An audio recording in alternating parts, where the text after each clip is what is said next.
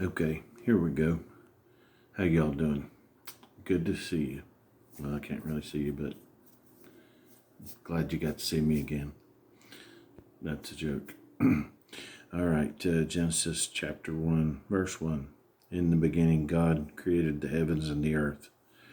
In Hebrew, that's Bereshit, bara, Elohim, et Hashem, viet, hearts. That was really hard to say. There's 7 words. Perfect.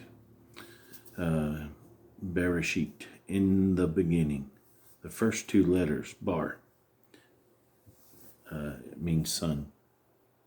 Right from the first word, we have sun. So you remember this, that the first 2 letters of the first verse in Genesis talks about, there's a message in the meaning of each one of those Hebrew words and letters. Part of each letter, like in Bereshit, there's sun, house, plus a resh, which means head. So there's the son of the head, or God's son, in creation's house. So the first word in the beginning, which is in the beginning, that first sentence says basically God, fire, hand, and cross. It's Aleph, Shin, Yod, Tav. Those are the letters in that word. And the Son, by God's hand, consumed on a cross. And that's in the very first verse. God puts all kinds of messages all throughout the Bible. And it takes time to find this stuff. A lot of studying, hours and hours and hours of studying.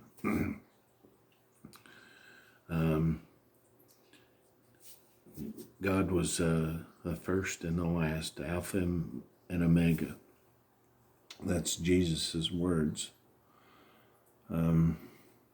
And it's no accident. God's love letter to us in that first verse is, I made it all through my Son, who will come down, die, redeem before sin, before the fall.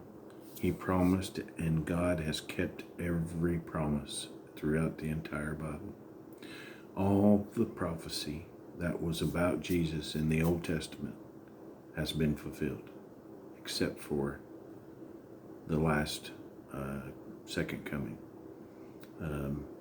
And when we talk about that, you can read about that in Daniel and Isaiah. The book of Revelation gives us all that input about Jesus' second coming. And in my book, Will the Rapture Happen in 2026? It's not a prediction book, but it's a book that kind of gives us the timelines that God has laid out for us. It's pretty interesting. It's an easy read. It's worth getting off of Amazon and putting it in your book collection. Not only that, there's a lot of good information there. So we know God's kept every promise. He also has a genealogy that he put there for a reason. He wanted to tell us something there. I've said this before, that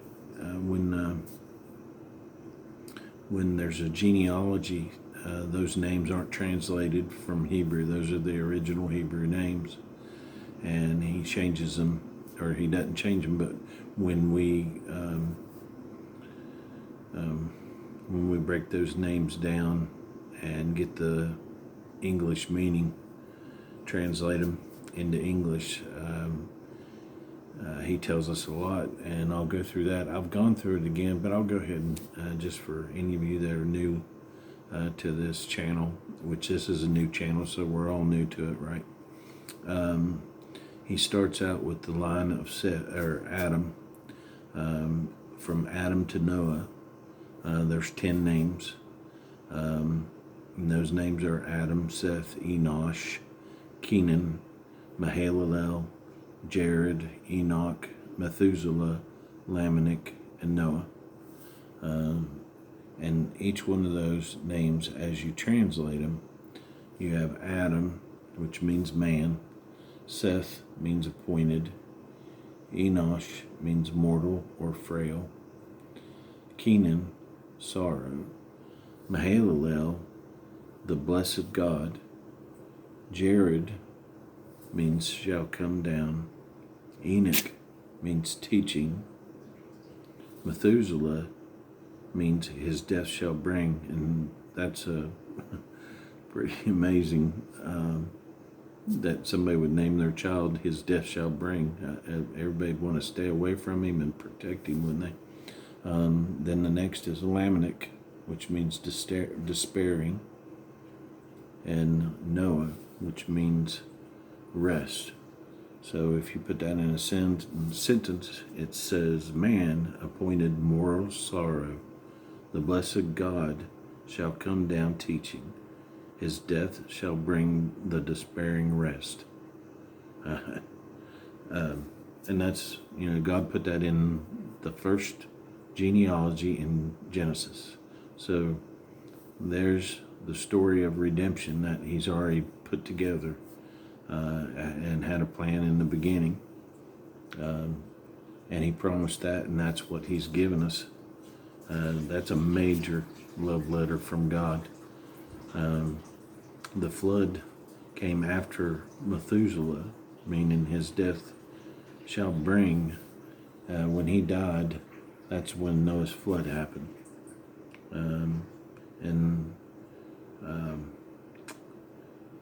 God provides us a way to cover us from our sin, the original sin that came from Adam and Eve.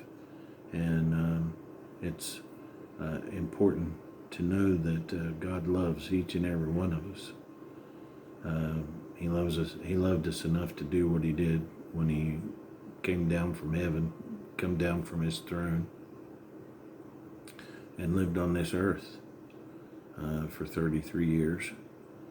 I'll give you a lot of facts in our Bible studies as we go along.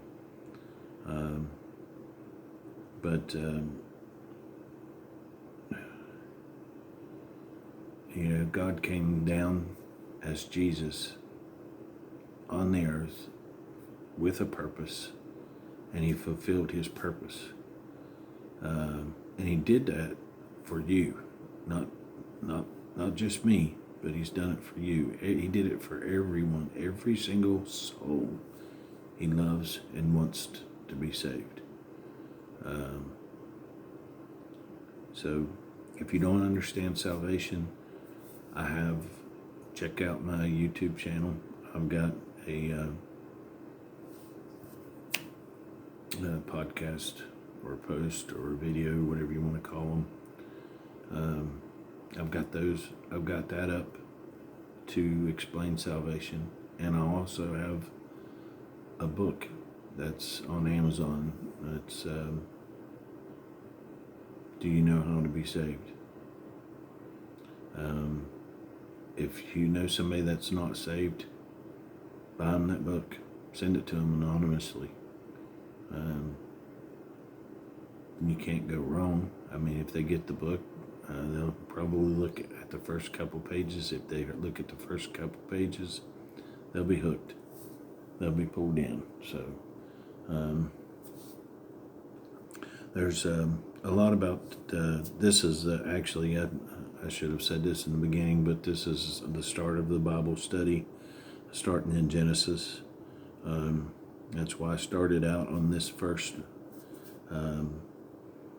verse in Genesis and explained how God does not fool around. I mean, when there's a lot of literary construction done here in order for him to do this. I mean, these men that some people say the Bible was written by men, these men could not have put this stuff together. It took a higher power. I mean, if back when they wrote this, they had computers and stuff, yeah, they might be able to do it. That's why we're able to figure it out. Actually, it took AI to figure out some of this. Artificial intelligence found a message in Revelation that was written to artificial intelligence because it had so many waves and different patterns that only artificial intelligence could detect it. Even a regular computer wasn't smart enough, and when it did detect it, it found the message of God saying to AI that He was real. And now, if you go and ask AI if God is real, AI will tell you God is real. But I digress on that because even the devil knows God's real. Devil knows that hell's real. That's why he's kicking and screaming and trying to destroy this world that we live in, that he controls. This is not the world that we're from. We are eternal beings. God knew us before we were created in the womb. That meant we were in heaven with God before we were here on earth. We're meant to go back to heaven. And that might even be why the angels rejoice when someone is saved, because they knew them in heaven before they came to the earth. But we'll find all that out for sure when we get there. But I'm going to cut this to try to keep this under 15 minutes. I don't want to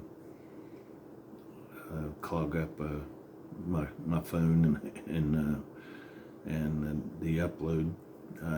Last time I tried to do one that had 19 minutes, they told me it was too long, and I had to shorten it. And it's really, it's better to do these short ones anyway. So I'll see you on the next one. We're in Genesis. We'll move to verse 2. Good to talk to you all. Love you. Have a great day.